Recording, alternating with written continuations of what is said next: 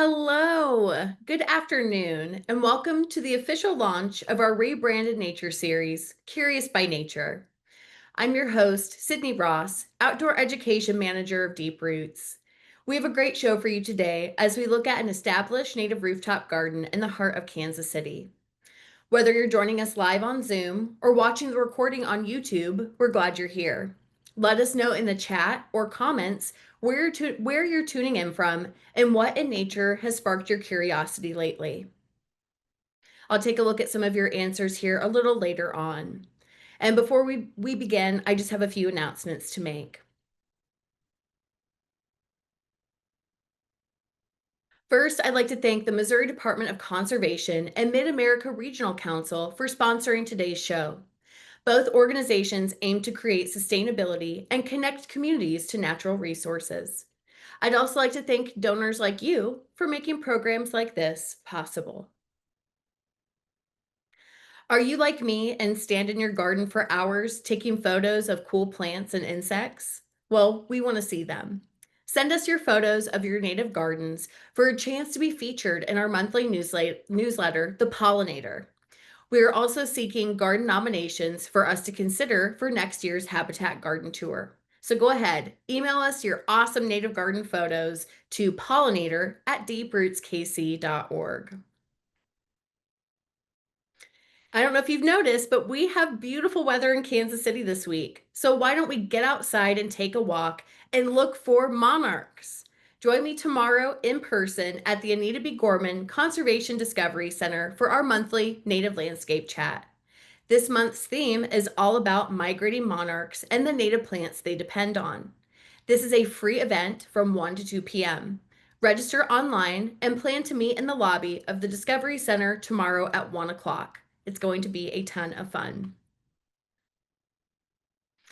And with these cooler temps, I find myself finally back out in my garden, admittedly with some plants that I bought in the spring that I still need to get in the ground. And if you're looking to get your hands dirty and learn seasonal maintenance skills, join me for our Discover Native Gardening sessions at the Anita B. Gorman Conservation Discovery Center. It's a great opportunity to learn who is popping up and how to manage them in your native garden. We only have 4 sessions left for the remainder of the year, so go ahead and register for these free workshops today. Join us for our final Habitat Garden Tour and Native Plant Sale of the year on Saturday, September 13th. Put the prairie back in Prairie Village, Kansas, with 3 incredible gardens that welcome nature home. All the participating hosts are passionate gardeners. See hidden gems in a secret native garden, view berms and rain gardens, and learn how a neighborhood has advocated with their HOA for native plants in their islands. You won't want to miss it. And the best part is once you're inspired, you can then head over to the Deep Roots Native Plant Sale at the Prairie Village Municipal Hall to pick up plants from regional vendors, including Missouri Wildflower Nursery, Parsons Garden, So Wild, and even through us, Deep Roots. Volunteers who help out the day of the tour and plant sale will receive a complimentary ticket to the garden tour. So go ahead and sign up to volunteer with us today.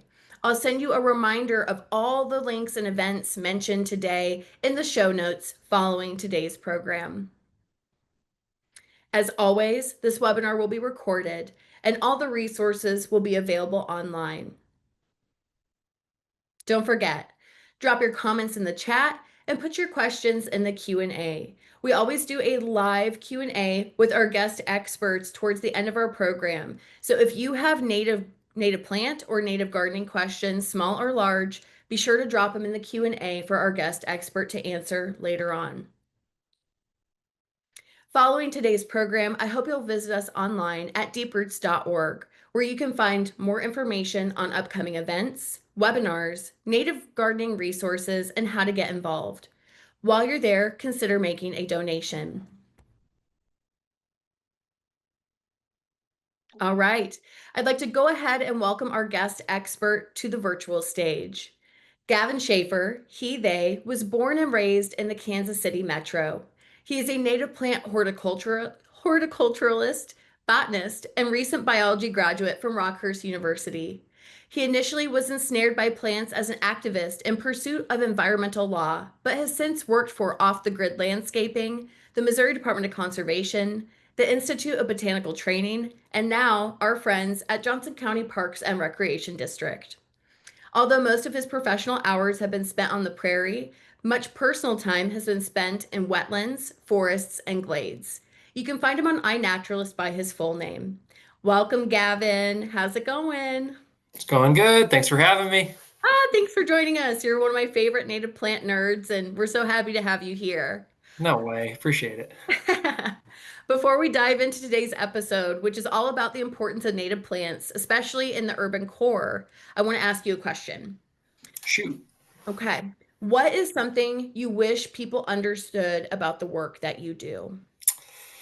Oh man. Well, to keep it brief, it is a lot of it's so autodidactic. A lot of it is guided by my interests and my passions, and that is pretty much a summary of contributions to conservation and applied ecology broadly. The best botanists I've ever met often don't have a bachelor's degree, though it does help to get you started. Um, so all of that to say, volunteering and figuring out your passions and following those things is some of the most important things you can do. And it's especially true in this field. So Ah, I love that. I got chills. As someone with a fine arts background, I really appreciate that because I also love nature and native plants, and it's something I often think about even when I'm not working. So and you're now here. yeah, So there you yep, go. I am. So yeah. Well, thank you, Gavin. Folks, we have a great show for you today. So please go ahead and enjoy our part two Urban Rooftop Garden with Gavin Schaefer. Enjoy.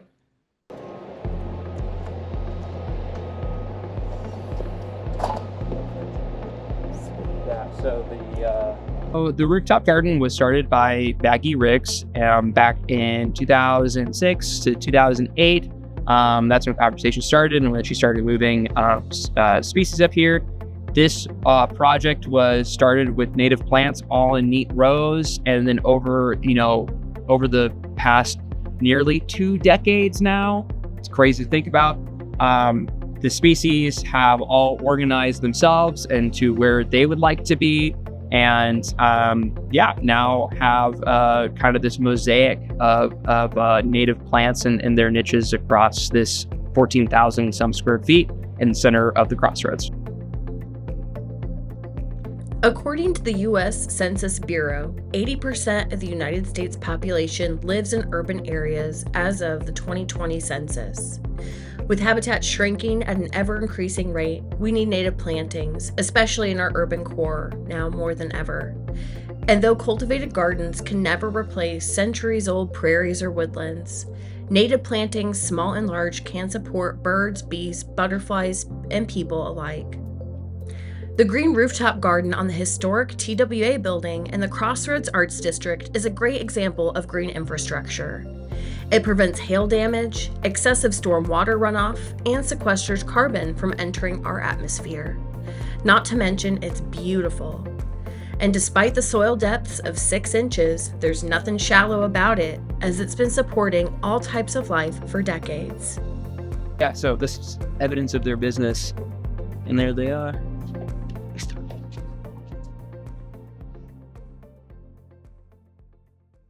That's sick. So the acrobat ants are defined by their gaster. So all ants have the bottom segments. They're the big bulbous abdomen known as the gaster. And in chromatogaster, their gaster is cordate or heart-shaped, and so it kind of looks like this. Prairies have pretty interesting relations with ants.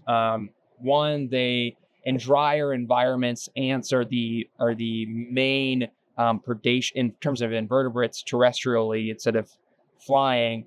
They are the main predation pressure, but we previously have thought of them almost exclusively as carnivores, and that is not necessarily true. They do really move a lot of plant material, either to feed fungus or to build nests or to get access to basic carbohydrates like sugars and dews and saps. And this cycling of organic material actually is really, really critical for grassland areas. So I was talking about in drier areas, this predation pressure is actually replaced by spiders in wetter areas. So you'll see kind of this spider ant gradient whenever you go down like a wet slope. It's pretty cool. You'll get more spider diversity down there. But in drier areas, ants really are the major drivers in cycling plant material. The Prairie Ecologist blog, Chris Helzer, he put out a post. It was just him just observationally looking around, and it was after a rain, after a spring burn, and you got to see all of the ants cleaning out their nests just like this. But there were mounds and mounds and mounds and mounds as far as the eye could see. And it was just a pretty cool actual visual demonstration of seeing that. Missouri Prairie Foundation also had a scholar, an actual entomologist on ants, talk about just their critical role in prairie ecology. So that's definitely a worthwhile thing if people are stoked about ants and grassland systems. Just a quick sidebar. I read in an NPR article that there are over 15,000 documented ant species in the world and estimated to be over 1 trillion ants on Earth. That's the equivalent of over 2.5 million ants per human being.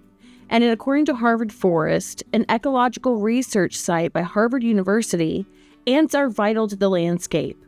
They improve soil quality by aerating it and cycling nutrients, act as natural pest control by preying on other insects, and help plants grow.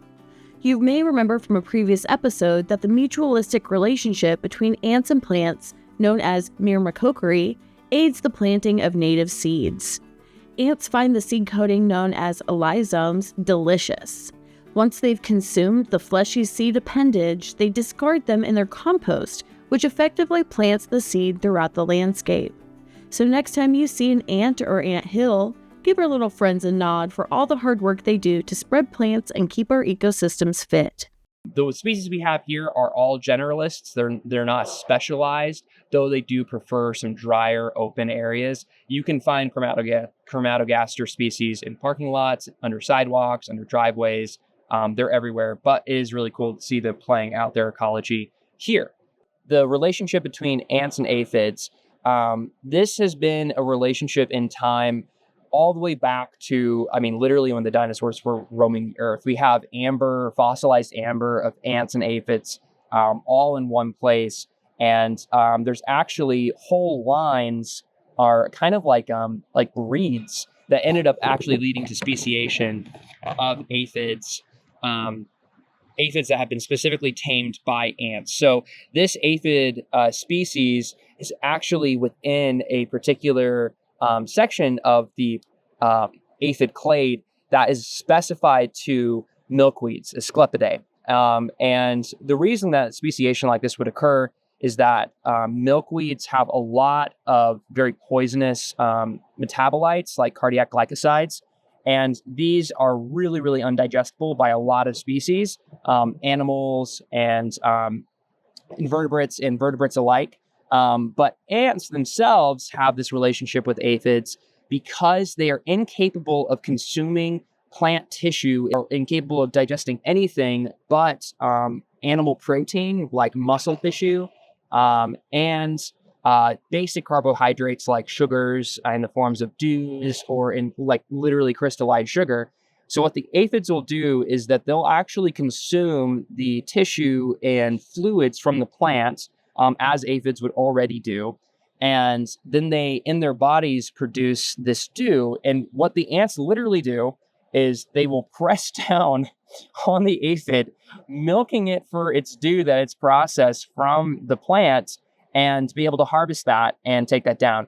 There have been some papers published on ants actually helping these aphid species that they have selected to be theirs, actually outcompeting other species of aphids on the same host plant, thus giving them like a competitive advantage in terms of ecology. So there's this really interesting dynamic relationship that is incredibly old and incredibly nuanced and very host specific. So this is just on milkweeds, but if you look across the world, there are these sorts of relationships occurring not just in our grasslands or in our plantings, but everywhere else. So it's very, very cool. And just a cool demonstration of native planting turning into rewilding. So there you go. It's I think it's just really challenging with trying to give material value to restoration. Like there is you can define it in terms of ecosystem services,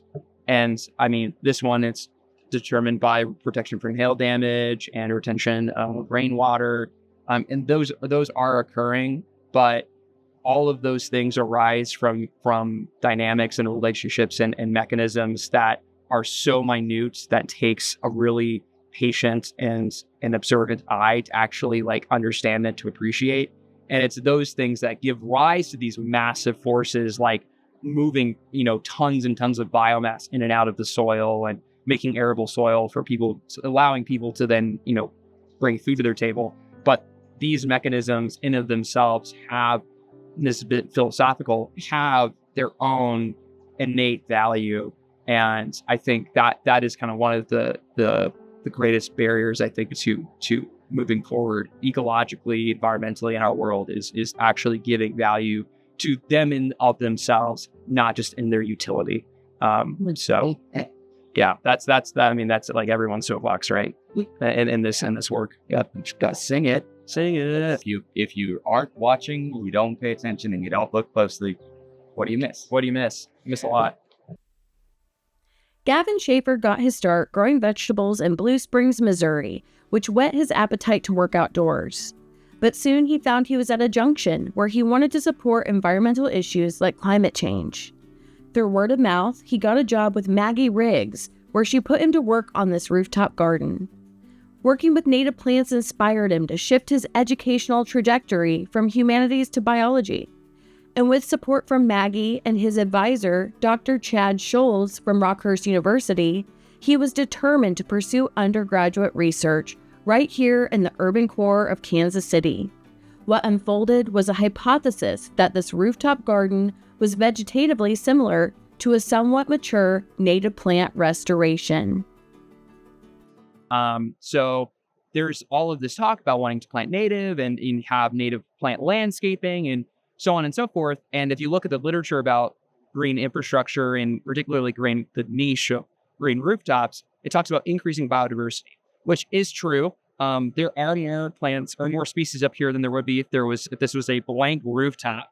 But what does that actually mean? How does that actually characterize? What is the value of biodiversity if we're just counting by numbers? And thus has revealed one of the major crises of science and conservation and ecology is how do we actually characterize biodiversity? And instead of just counting species, what are their dynamics? What are their relationships? Are they introduced species? Are they conservative species that are specialized? And that is a open field of research still to this day by scientists of major rapport and of little colleges. So the value system or the methodology that I found really compelling while looking through the research was the floristic quality assessment. This is a methodology that was started by Gerald Wilhelm in Illinois, and the system in synopsis is a numbered ranking system of 0 to 10, 10 being the most conservative, 0 being the least conservative, detailing how are these plants obligated to intact ecosystems. You can find common ragweed in a high quality prairie, but if you see common ragweed somewhere, you're not seeing that it's obligated to an intact ecosystem. You find it in places that have been recently bulldozed down to the bedrock. If you go to a spot and you see, say, downy gentian, Gentiana pupulenta, you are actually looking at a species that is contingent, predicated on some sort of intact system, or at least the bones of it. And so that one is a 9 compared to the ragweed, which is a 0. And so this is kind of the basic system that we've developed and kind of characterizing this. This is ultimately a bit controversial due to some folks finding this system rather subjective.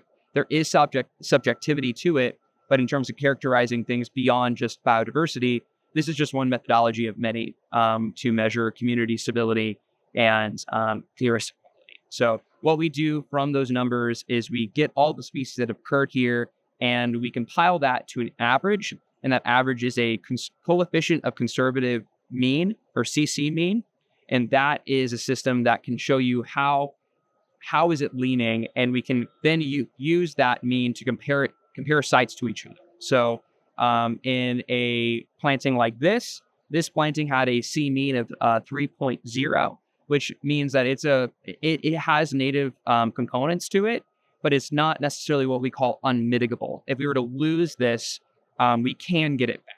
If you go to, say, Jerry Smith East, which actually has really conservative species, you're looking at 4.2. That is unmitigable. Above 3.5 is unmitigable. If you were to lose Jerry Smith East and some of the remnant elements there, we're not getting those back. Those are on soils that are thousands of years old, with species that have lived there for thousands of years and persisted there for thousands of years.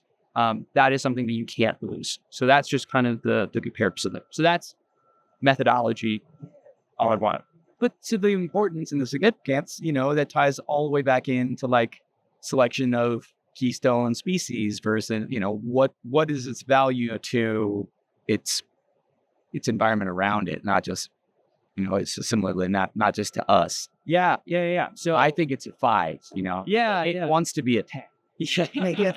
So the question is, what is the value of an ecosystem that has a high C mean? Is that the characterization? So an ecosystem that has a high C mean is a suggestion that the landscape that you're looking at has relative stability and has the bones of what was here prior to colonization. And for ecologists, for restorationists, regionally, it's really important to have a reference site. So if you're trying to weave back together the body of the Great Plains, of the glacial till plains, of the unglaciated plains, of the Osage Keistas, whatever it is, you need to know what you're referring back to so that we aren't pushing a narrative onto the landscape that it isn't anything else but it. So when you are going through and conducting management, you know what to expect, and you know what's going on if there is mismanagement, or if management isn't working, or if there's collapse happening. These landscapes vegetatively are just the beginning of the rest of food chain, right? So these literally take energy from the sun and turn it into simple sugars and carbohydrates and proteins and uptake minerals. But all of that has been differentiated in the myriad of ways that as plants have speciated across time, and all these different ways and all these different iterations of turning light into material, so has the rest of the world, the rest of animal life, of fungi, differentiated along with it to me. And as plants have literally defined the landscapes that they have come into and in many ways made, so has the rest of life. And so this dance across time, evolutionarily, climatically, when you see a high C mean, which if you take abundance data is an FQA, high FQA, you're seeing a landscape that still retains that ability to have those relations to dance across time. And instead of turning into the homogeneity of modernity that simply has the same 5 species on every sidewalk on the millions of square footage of concrete that we now have. So it's an ability to fight back to homogeneity. That is a landscape of a high C. That's like the abstract of it. But what this rooftop has in common with like a restoration plot is that it's really forward heavy. People love like planting like calendar prairies and things like that. Same way here. And so you see an abundance of forbs, less grasses, And there's a pretty heavy presence of exotic forbs. I mean, we're in the middle of the city. We're seeing huge exotic seed bank floating on those tires in the parking garage that float over onto our roof, or from the droppings of European starlings, eating all the berries and just fluttering in their feathers and their wings. So there's just a lot of seed sources that you get here. And it's also just it's young. It's so young. It's a baby comparatively to other landscapes. So you're just going to have all of these open niches for seed to come in. The other thing is that the restoration plantings and the rooftop had this forb heavy element in common. But once you started getting into some of the later restoration plots of Jerry Smith, grass really takes over. And that's kind of how we could probably characterize a lot of native plantings. So to the annoyance of many land managers, the grass just absolutely takes off. And I can understand how that could squash out a lot of forb diversity. But when you get to the remnants, which is kind of what we call like our out group, to kind of like give clarity to the noise of all the data of comparing this to something that's actually kind of similar to it, what you see is actually this forb heavy, grass heavy dynamic gives rise to actually a balanced amount of biomass between grass and forbs. We think of grasslands as being largely characterized by grasses, which is true. But especially in these upland sites, you get these really oligotrophic or low nutrient conditions where none of the plants can get that big. And so you actually have this 50-50 balance and giving rise to a high C mean and a high FQA value. And so that's kind of the future. What we're hoping the future of our management is trying to not provide these huge traps for all of these exotic species to come to. And so for people trying to, plant and native plant landscapes, like you don't have to fertilize it, you don't have to overwater it, you don't have to give it a lot of room. And in fact, a lot of these species really thrive in low nutrient, low water conditions. And I mean, that's the beauty of native plant landscaping. They don't have to be babied. They're literally from here. They want to live here to anthropomorphize. But this is their environment. So giving smart management decisions will save you a lot of time in the future. So this sad looking plant right here is the only one of Penstemon and Cobea we have over here. So it's already bloomed, it's already gone. We've deadheaded it and we try to baby it. But this is, I think, a really good example of why abundance matters in sampling, is that if you just go on the C mean, the conservatism average, this species will be on here. And you'd be like, oh, so there's Penstemon Cobea up there. But then you go up here and it's just this little guy. So it's really important to incorporate abundance, because FQA would take this into account of like, oh, well, it only was 20% of one quadrant this one time.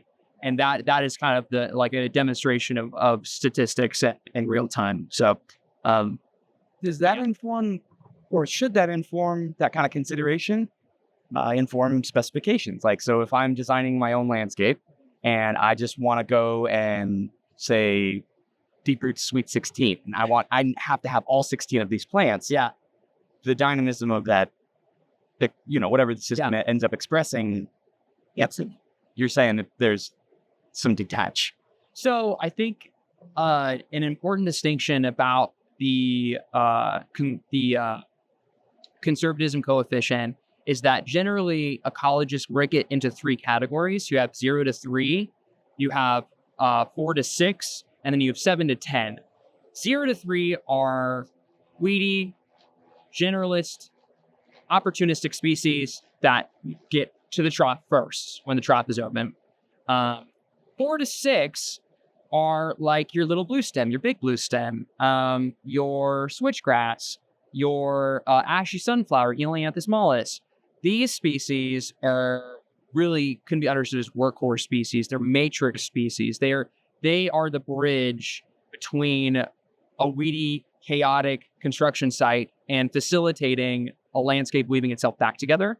And so you can really see, especially in like prairie plantings or say at like an early stage restoration, you'll just have these flashes where like there's only coneflower or like gray-headed coneflower, only healing at the smallest, and the next year it's only little blue stem. So you have like these like flashes of occupying space. This is the process of it kind of weaving itself back together. Huntsman cobea, you're talking about like considerations in landscaping. This is a 7 to 10.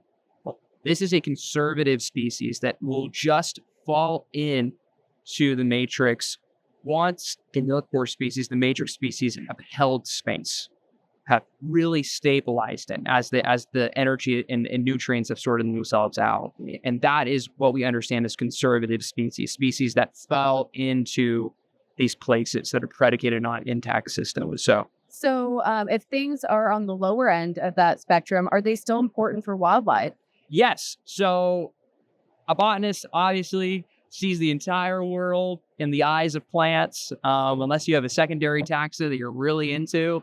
But there are a lot of species that just need structure. Birds are a fantastic example. Dick Sissels, fantastic grassland bird, have seen a lot of decline. And this can be largely attributed to the fact that grassland structure has been eliminated for the most part. They do require some matrix species, some weedier species like your big blue stem, like your Sargassum nutans, your feathergrass.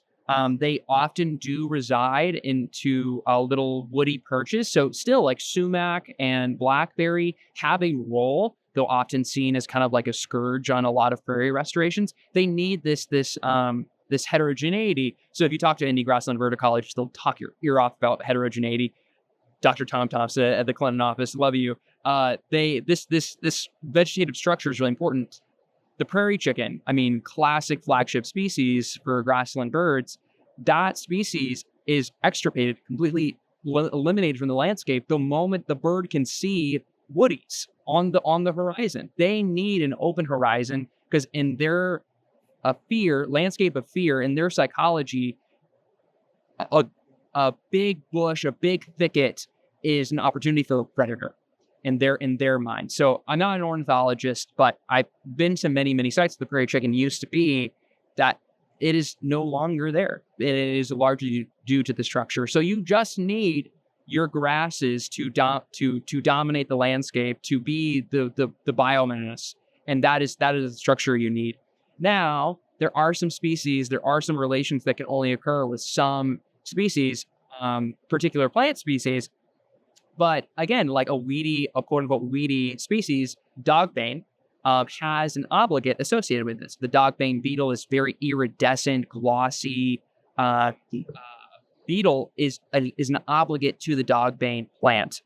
Or you have your milkweed beetle, this very beautiful red, kind of ashy looking with black dots on the back. They're so cute. They're so cute. And they're up here. And they're up here because we have just common milkweed. Common milkweed is a 0. It'll go on highways, it'll go on embankments, but it has some needs, some requirements. But those relationships begin at the 0 to 3. They increase in complexity at 4 to 6, and they really become something special once these plants start facilitating themselves in the 7 to 10. So it is a process occurring. A succession is not a linear process. The old growth system that was here 15,000 years ago was a balsam fir forest, spruce fir forest. Obviously, we're not managing for that. So these things change over deep time, but we just need to appreciate the process as it happens. It's impressive too.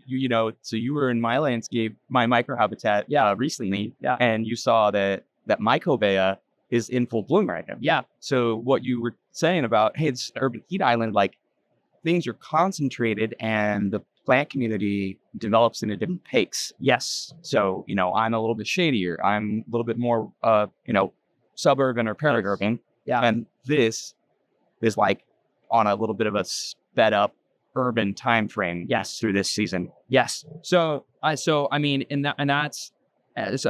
in landscape considerations, you have Liatris punctata, and Coreopsis and Pitzman cobea taking off right here, all of which really do appreciate kind of a glady-like system. But if you walk over here, green grass right by this waterhead that gets shade most of the day.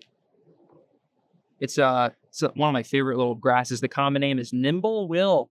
It's Molenbergia shreveri. So this is a very weedy species. I believe this is one or two. You have to confirm me on that. But this species will occur in the pathways in Hidden Valley Park. It'll occur in these shady, wet areas. And so when you're talking about microclimates, like you very eloquently were talking about with your pensiment and your landscape, plants not only respond differently in different conditions, but different plants really thrive in just the little most arbitrary differences, and just completely change the community type.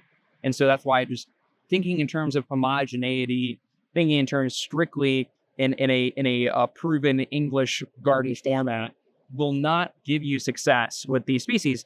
These aren't pigs, horses, dogs, cats. These are cardinals. These are lynx. These are river otters. These are wild species that do not behave the way that you may expect them to. So just give them space. Get out of the way. Plant them and get out of the way.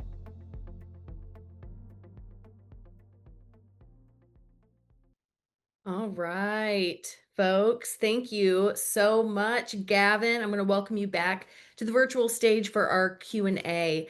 And before we dive into our questions, I just want to remind folks, we do a pop quiz. So be sure to stick around for the pop quiz portion of today's program. It's going to be a fun prize where you get a copy of Dr. Doug Talmey's Nature's Best Hope, as well as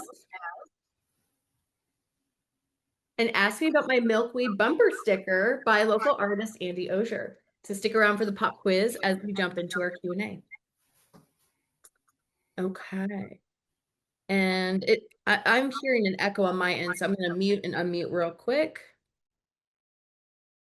Okay, that sounds much better. So folks, if you have questions for Gavin about our green infrastructure, native landscape, small and large, maybe even some ant questions, let us know in the Q&A section. But I'm going to go ahead and start us off. We have a question from Shelly, friend of the show. She is asking, what impact does green rooftops have for mitigating or combating climate change? Do you have any thoughts there, Gavin? Yeah, so there are a couple of angles on this. So one, the more obvious angle of sequestering carbon, it does sequester carbon. Just all of that plant material is a carbon sink. But I think especially in terms of being in a city in the 21st century, also mitigating the climate change that has already happened and will happen. This has a mitigating effect on the urban heat island. Kansas City is one of the worst urban heat islands in the country. And so having infrastructure like this helps mitigate some of those harms. And then increased precipitation is also sometimes, or stochastic, like large amounts of rain happening from some of these outbreaks that are driven by climate change. This sort of infrastructure helps mitigate some of the worst effects of that as well. So at the root of it, and then the effects of climate change, that's kind of the tall and short of that. Awesome. Thank you. Question from Sandra.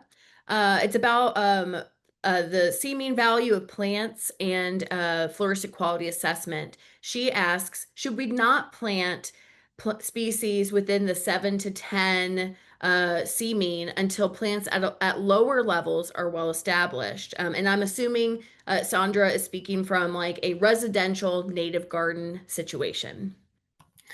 So first, that's a really good question, but I hope not to stress you out in your horticultural journey. The FQA and CC scoring system really just has these rankings for plants occurring in the wild. So some of these sevens and tens you cannot access. They're not horticulturally available. The only way to get them would be to illegally poach them, and even if you were to do that, you probably wouldn't be able to get them germinated. For the ones that are commercially available, one of the classic examples being Eryngium yuccifolium rattlesnake master. That's a 7. Is a fantastic horticultural option. So much so that we're actually considering lowering it from a 7. It does so well in plantings, but and it's for these sorts of reasons that if you see it's horticulturally available and you know it's conservative, don't worry too much about it. You can put it in there. Just know that for some of these more specialized species, just do be gentle.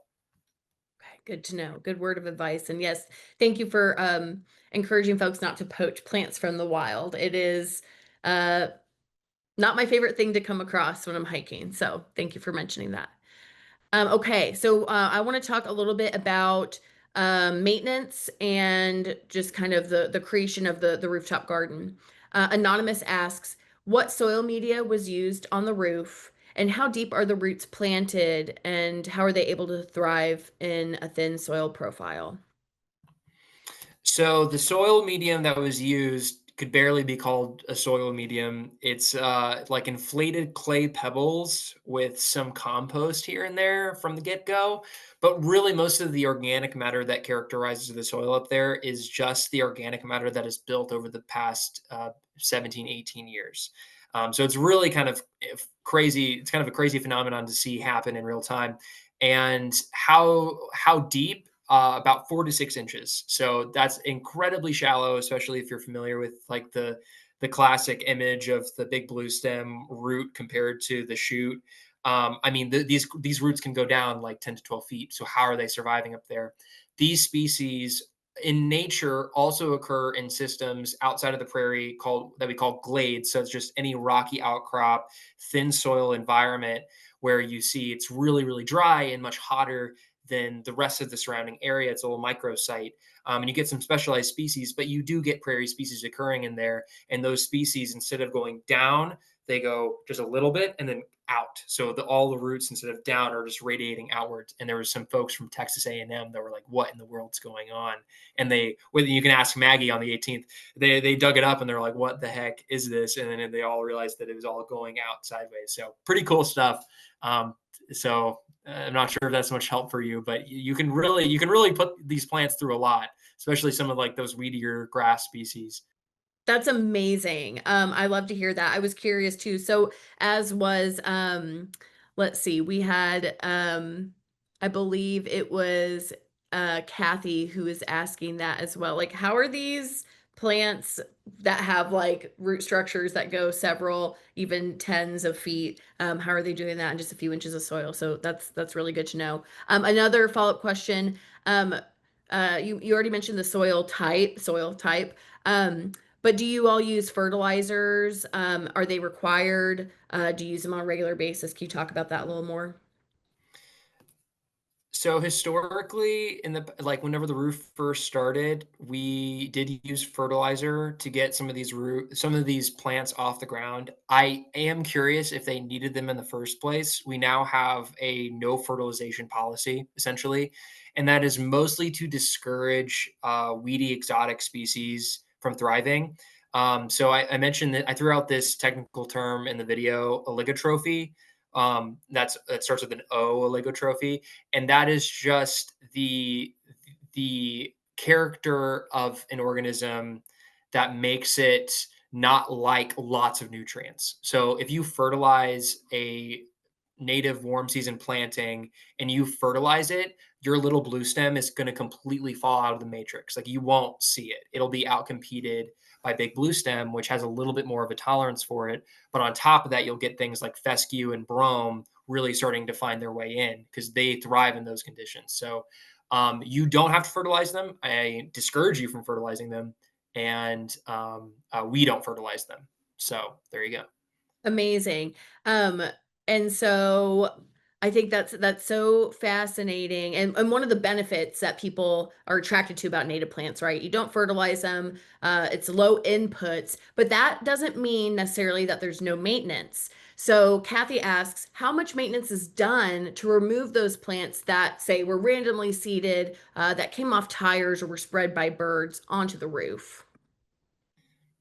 Quite a bit, because on the roof, under Maggie's purview, we use zero chemical applications, essentially, with the exception of stump treatments, stump herbicides that you just paint them on, and it's isolated to that plant because we can't have trees. It's a structural issue for the building. But because we don't use any chemical applications, we hand pull like everything nearly, or dry it out. So it's a lot of preventative care. Um, and that's a part of the low water, low fertilization. But really, I think it was in the first visit that this question was asked, like how many times do we visit? And I would say every square foot of the roof gets eyes and hands on it maybe 7 8 times within a year to keep the weeds out. If you go to a residential area, this labor would probably be much lower because you don't have, major highways within vicinity, actual parking garage like feet away from where your yard is. So really, it's just hand pulling 7 8 times, and as time goes on, the labor goes down. So that's something that's. I mean, at the beginning, it was like fighting a battle because it's just a huge area for handwork, but that's a little Worth insight. it. Yeah. Worth it. And nearly 20 years strong, which is incredible.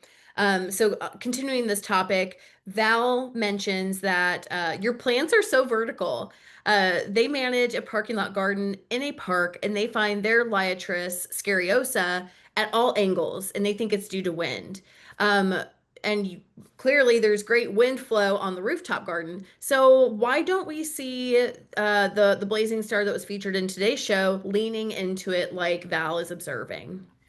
So this ties in back with like the past like 3 or 4 questions, which is a oligotrophy.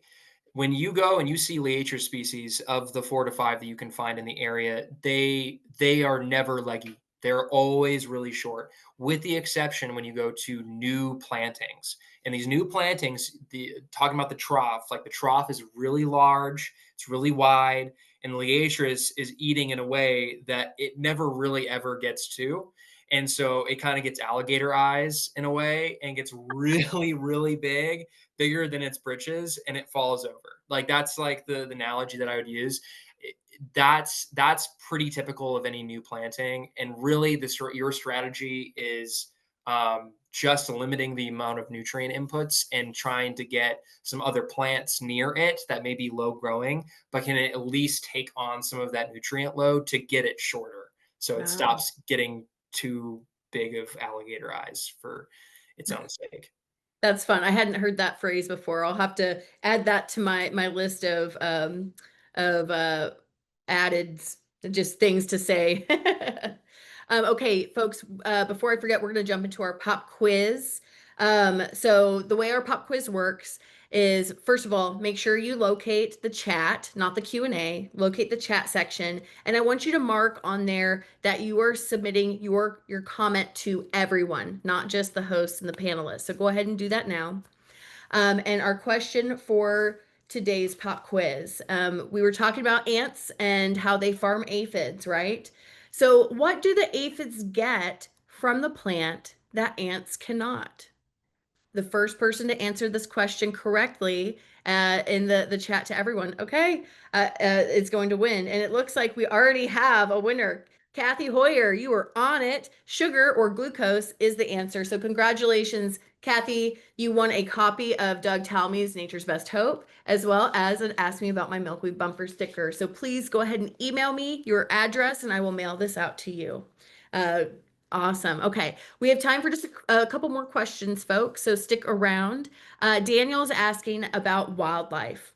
Has any wildlife increased in that area? And if so, are they in any danger from cars or people? Also, have other neighboring businesses done the same to help create more safe places? So that's a really good question. We don't have like data from the entire time. That'd be so cool though. That'd be awesome. I'm sure someone's working on it. But have data on birds and invertebrates from the Genesis up to now. But anecdotally, there has been kind of this diversification, especially the invertebrates up on the roof, just as the years have gone on. There's a couple of plants that are up there now that weren't up there originally, that have volunteered, and with them come new invertebrates. And the birds are kind of the other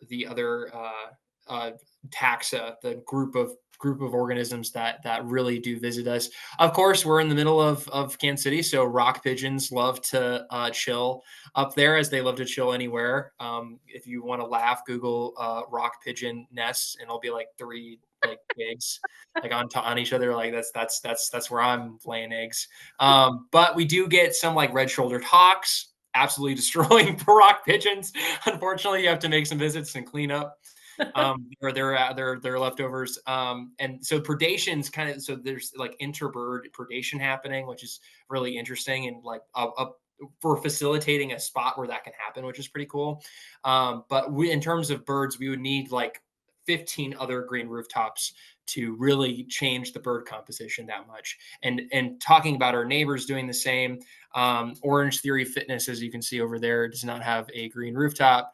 And then the wedding venue just right down the road. I would love for them to have a green rooftop. They do not. But the KC Public Library, I know, has a green rooftop. And just these fun beds. They have some stuff in there that I would love to have on our roof. And there's a few others that are mostly private. But beyond that, I mean, it's really, there's a lot of opportunity in Kansas City for people to put in green roofs. So I encourage folks that can to do so. Yes, I love it. Let's get to it, Kansas City. Let's get more green infrastructure in our urban core.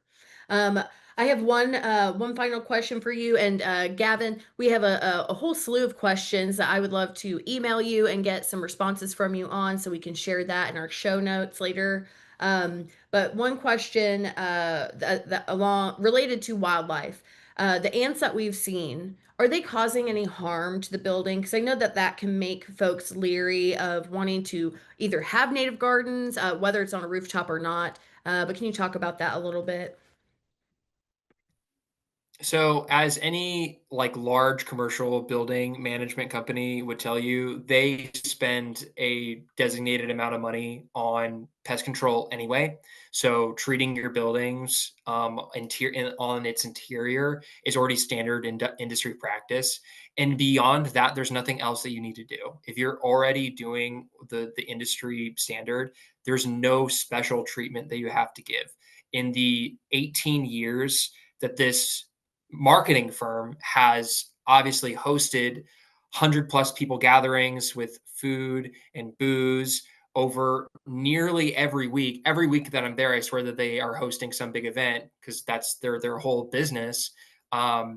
Is They've not had a single pest issue with the building. So that Amazing. has been kind of a tried and true scenario. And luckily, we're in like pretty close cooperation.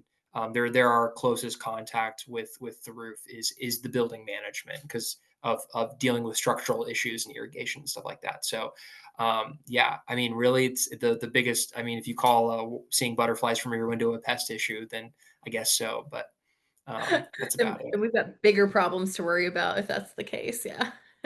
Well, Gavin, you are a wealth of knowledge and inspiration for all of us. Thank you so much for lending your expertise today. Folks, for those whose questions did not get answered, I will be sending those over to Gavin and we'll include them in our show notes. But I want to encourage you to spread the word with our new rebranding. We are having our third Thursday episode airing at 6 p.m. It will be live. It will be the same content that you saw today, but our guest expert will be Maggie Riggs, who is the creator of this garden, who hired Gavin. You guys, You don't want to miss it. Even if you tuned in today, you gotta show up. She's incredible. I got to meet her in person. I'm so looking forward to interviewing her on September 18th at 6 p.m. And let your friends know. We are piloting the 6 p.m. Time slot now through December, so that we can connect more people with nature, especially those who work during the day. So thanks again, Gavin. Folks, show your love for Gavin in the chat and in the comments on YouTube. And we hope to see you next time on Curious by Nature with Deep Roots. Thank you, Gavin. Thank you.